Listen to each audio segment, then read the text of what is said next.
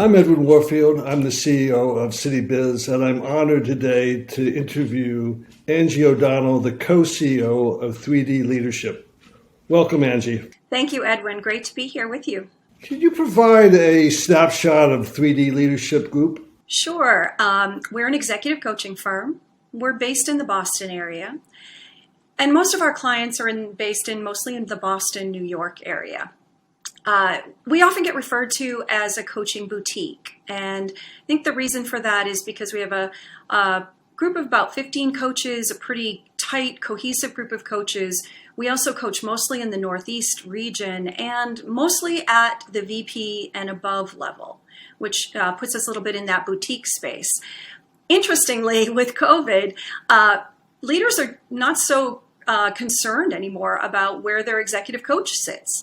So that's been an interesting expansion for us during, so one of the silver linings of COVID, I guess, for us.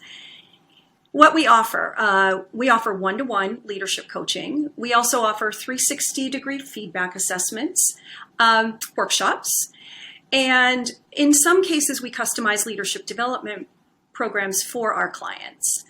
The one thing that we offer, and I'll call this is a little bit of what I call my baby, is the Women's Leadership Program. Its official name is PRISM and not my baby. But this is not for executive women. This program is designed for emerging leader women. It's sometimes women who are in their first people management job or an individual contributor role and have had zero investment in them so far. So we love the program. It's an amazing scene overall to watch these women kind of soar in the program, build lifelong relationships with the cohort, and come away with a level of confidence that we want to see them have going out into the world. So there's only one other thing I'll mention we offer, because I think it's one of the most underused points of leverage with coaching, and yet it costs a company so much money when they don't do it. And we call that assimilation coaching.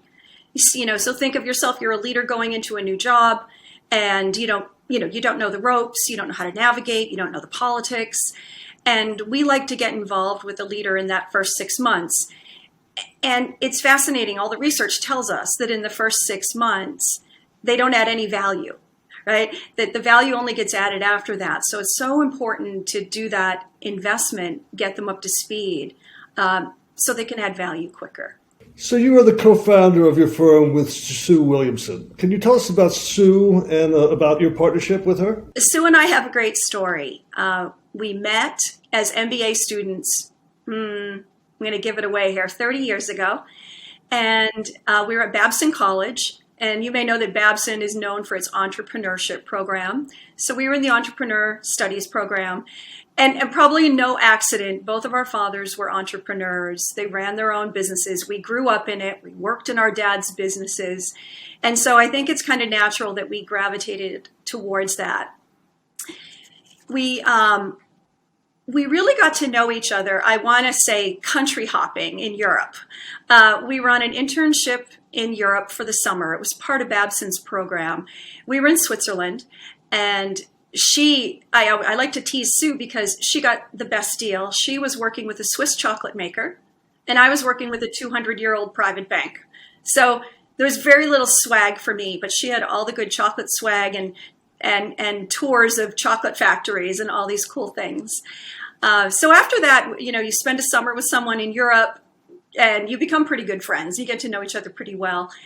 So we came back and we went our separate ways. It was about 20 years, both of us working in corporates, before we kind of came back together. We'd always been great friends, but we hadn't worked together. And all of a sudden, we saw this opportunity, and we decided to launch 3D Leadership Group. And we're co-CEOs. We have almost the same roles in our business, although every once in a while one of us is doing a little bit of a different thing. But one of the things that happened for us when we decided to form a business was our accountant scared the wits out of us by saying about 80% of partnerships fail in the first 5 years. And for us, that was like, wait a minute, this is not okay. So we hired a coach. And that coach helped us form our partnership, kind of decide who was going to do what, but most importantly, what was going to happen when we didn't agree and what was going to happen when we had some conflict. And so we took some of our own medicine, so to speak, hiring a coach, helping us to get launched, and we're still great friends. So I think we've beaten the odds. So tell us about your coaching team and how you decide which coaches to work with. I just want to say that hiring a new coach or bringing a new coach into the group is a very difficult thing to do.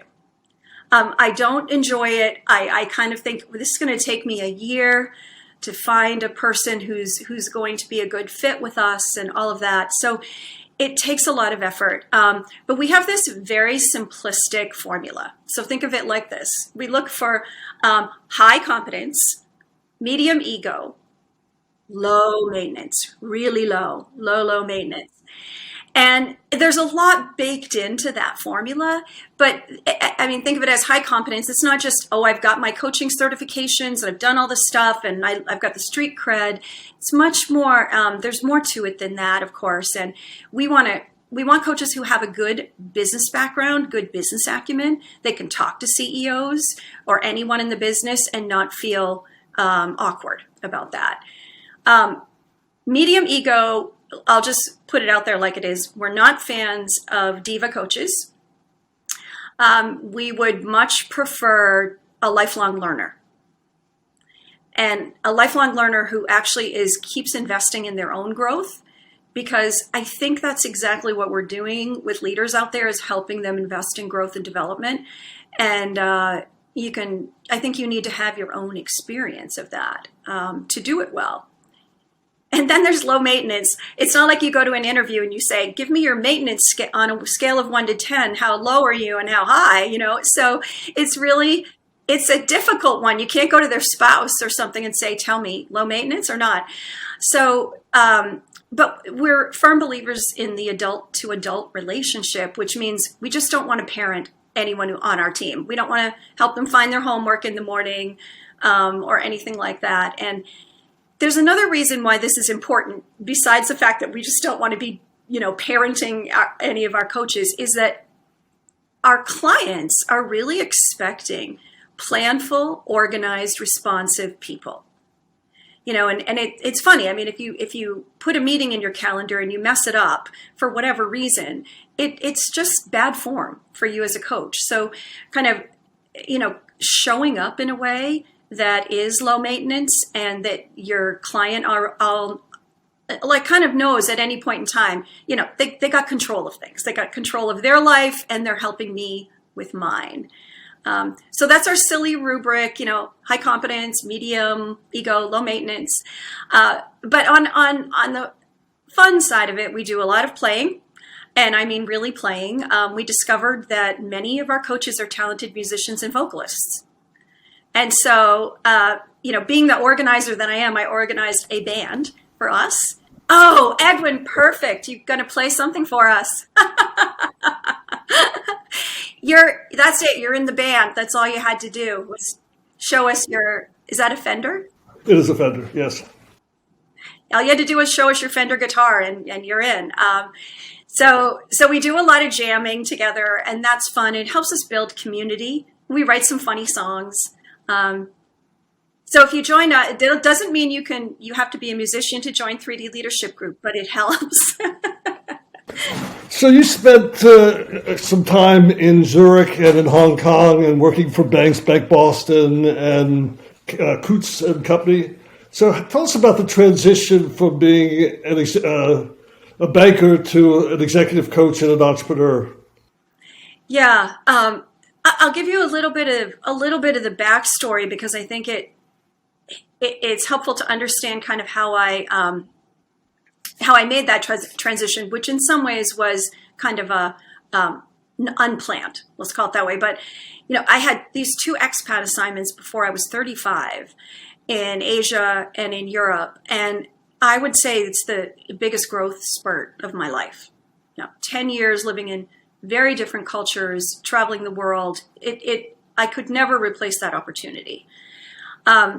And I'm Canadian, so I'm used to living in both countries, but it's nothing like the emotional and developmental challenge, actually a psychological challenge of living somewhere where you don't speak the language, you don't understand anything that's going on, and the culture is completely different.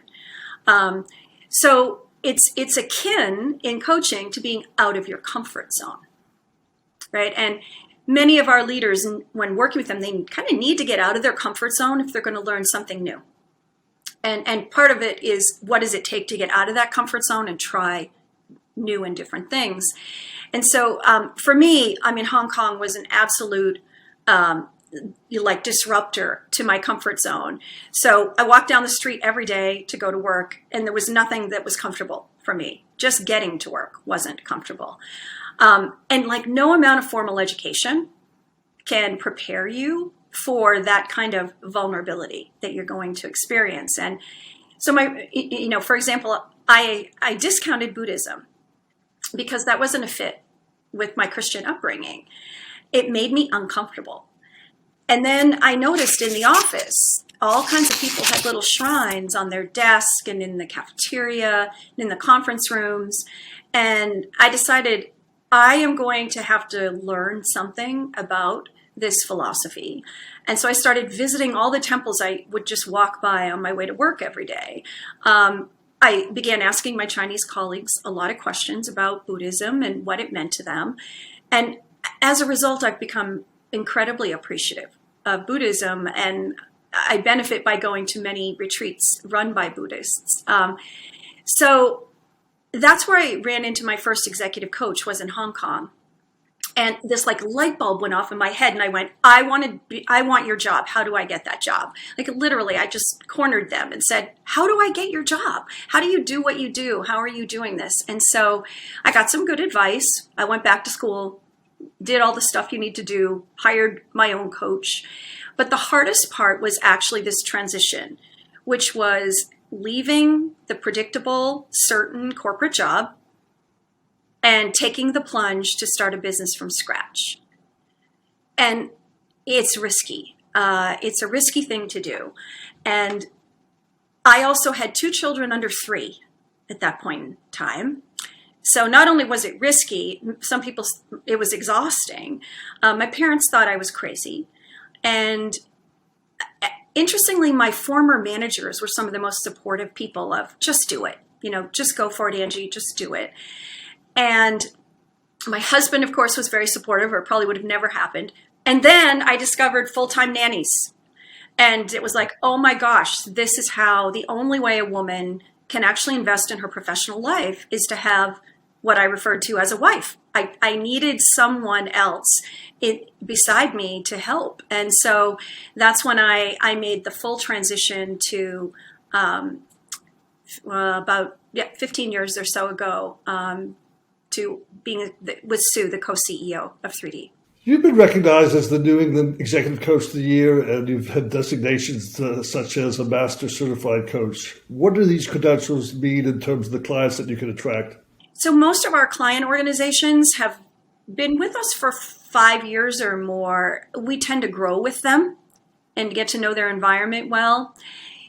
We've had 3 clients as well who we've coached through very large acquisitions. And I think the coaching pre and post merger and acquisition for them was key to helping them get through very difficult times, and for some of them, key to their well-being. So we all the coaches on our team have strong credentials. I've always been a believer in it, that you just can't come out of consulting or whatever and hang up your sign that says you're an executive coach. I think there are certain things that coaches do to learn and grow, and to understand their role as a coach, as not being the problem solver, not being the fixer, and not approaching coaching as I need to fix something with a person or with their situation. We have clients I don't know that there's a sector we're not working with. We have private equity, life science. Our client list looks a lot like Boston. Life sciences, big. Tech, big. Robotics, big. Healthcare, big. Higher ed, right? So we've got clients that represent the Boston market. And interestingly, some people say, well, those all sound like, big, are those all big, fat, global firms? And it's not. We have some Fortune 100s, which is nice. It gives us, gives you that taste of those big system companies. But we have plenty of venture-backed founders as well, with 30 people in the company and not quite knowing where they're going yet. But, so there's a lot of diversity in our client base. And one thing I'm thinking about right now as I think about one of those founders is how much gratification there is in the work. When you're coaching a leader, particularly a C-suite leader who's very ambitious to be CEO, and usually if they're in the C-suite, they are ambitious for that CEO role. And your coaching relationship can be a catalyst for them professionally and personally. They can develop, right? And they see it and they feel it. It's a win-win. And, when I get one of those texts from that client and the text says, I got the job, followed by exclamation points, emojis, and all of those good things. As a coach, it's like, you got the job, And so there's just tremendous gratification in all these different spaces where we're hanging out with interesting people. So I visited your website, and it makes a reference to the ripple effects of leadership. Can you describe what that means and what the implications of the ripple effects? So first of all, we always hope they're positive, but we know that isn't the case. If I had a magic wand and I could create a 15-minute reflection space for every leader every evening that they just went into, I would just have them ask themselves this one question, what was the ripple effect of my leadership today?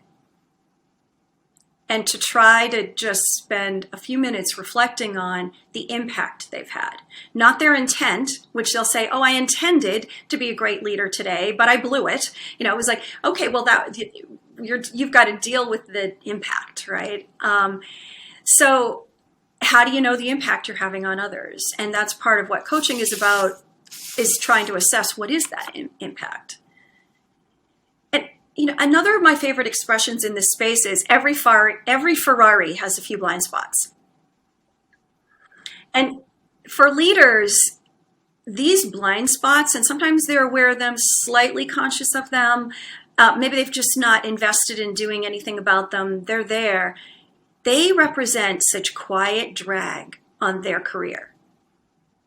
Quiet drag over time. Why didn't I get that job? Then I moved to somewhere else. Gee, I didn't get the job there either. Or, and it's this kind of lack of acknowledging blind spots. You need to sometimes just go and ask those who know you well. And those blind spots, as you can imagine, Edwin, none of them are in intellectual horsepower or brilliance or genius. Right? They're all around interpersonal style. And so this is this is the place where we are, is understanding when your interpersonal style might be a little clunky or a little insensitive or, you name it, or a little too bold or too big. What do you need to do to kind of even out, the impact you're having on others? And so sometimes coaching is just as much about the unlearning of something as it is learning something. So that's what we mean by the ripple effect. And it's not just something on our website, it's something we talk about with leaders and try to get them into some sort of reflection around it. Well, we haven't talked about your interest in mindfulness and yoga, but I see that you worked at Kripali, one of the largest yoga and retreat centers in the Northeast. Tell us about that. Yeah, well, I would say I was a fan of Kripalu long before I started working with them. I used to go to retreats there a lot and admired what they did and knew I was a better person after every weekend I spent at Kripalu. But when I joined them as a part-time kind of consultant, and if you can imagine this, they were designing a curriculum, a mindfulness curriculum, brand new. that for corporate leaders. Now, it may sound a little bit like an oxymoron. Mindfulness, corporate leaders, not sure those two things go together. But I was so admiring of what they were trying to achieve. And they wanted to work with somebody who was a mindfulness practitioner, which I am, and also understood the corporate world. And how do we find that way, you know? And what's interesting is, in working with leaders the past 20 years, I think a lot about how mindfulness tools are so excellent for so many reasons for them. If you think about, they need to know how to calm themselves down, right? Emotional and volatility and all of those things, and triggers.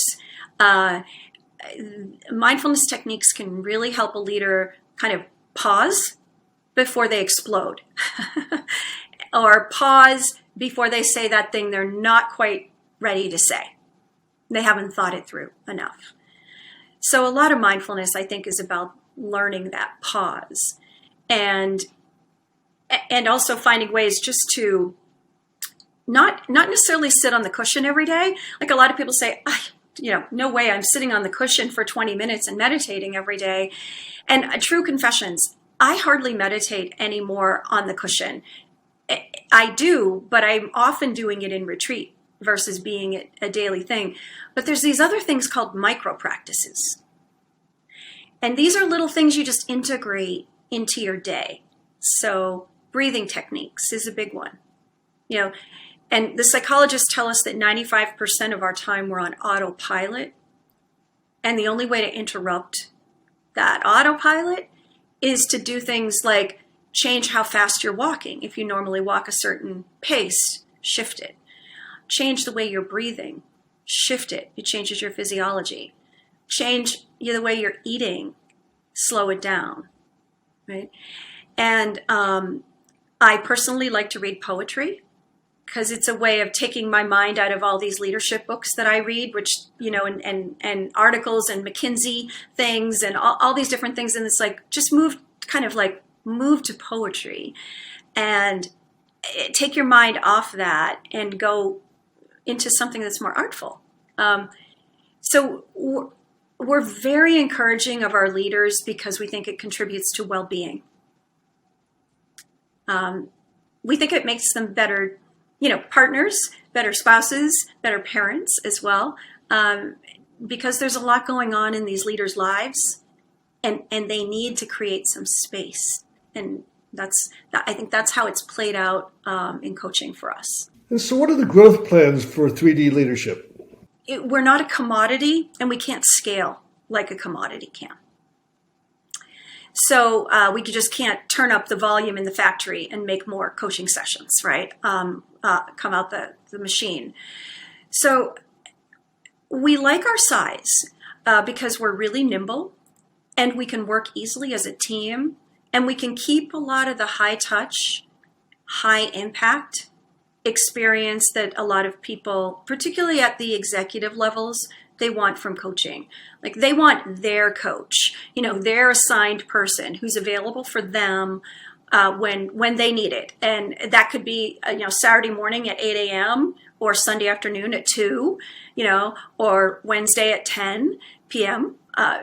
So I think we have to maintain a business model that allows us to operate that way with executives. I think there's a couple of great opportunities for growth. I mentioned one of them, which is a lot in this assimilation space. People move jobs a lot more than they used to, and I think there's room for us to do much more work in that space. I also think that this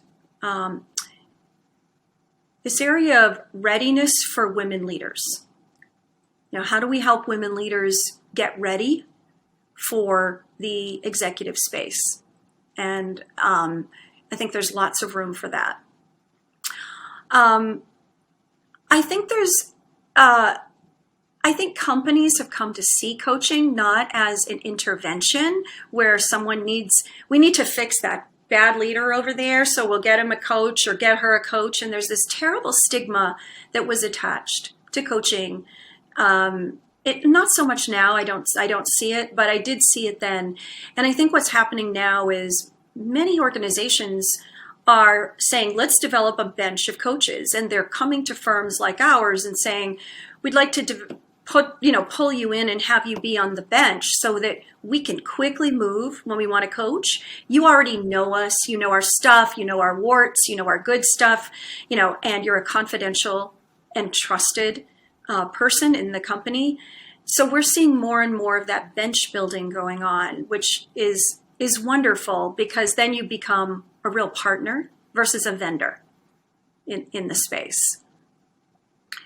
So I think, we have a lot to be proud of, I think, and a lot to be grateful for. And we made it through COVID, and we wondered about how that was going to go. And it was like a flip of the switch to go virtual with coaching, and it was much easier than we thought. So, I'm feeling pretty good about where we're positioned. And I think that after 15 years of being in this Northeast market, we definitely are known and have a reputation, and that helps. As long as we don't blow the reputation, we're in a good place. But I think we're very well positioned to do this work, and we've got a great team that we haven't shunned very much. Now, is there any part of the 3D leadership story that you'd like to share that you haven't covered? I'm thinking about how, I don't know if it's so much a part of the story as it is about how we work together as a group. So many coaching firms, and I've worked for them as well, they don't operate much as a community. They're kind of a far-flung, kind of confederation of coaches that don't come together that often, and also don't work and team together.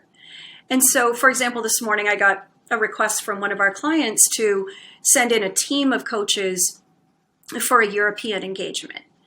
And most of our coaches have global experience. This is great, and we can work across the time zones. But I didn't have to think very hard about how to pull a team of 3 or 4 people together and know that they were going to team, and they didn't need me, right? They didn't need me to manage that team, or that they were going to be incredibly self-directed themselves. They were going to figure it out, and they could really self-manage that kind of engagement.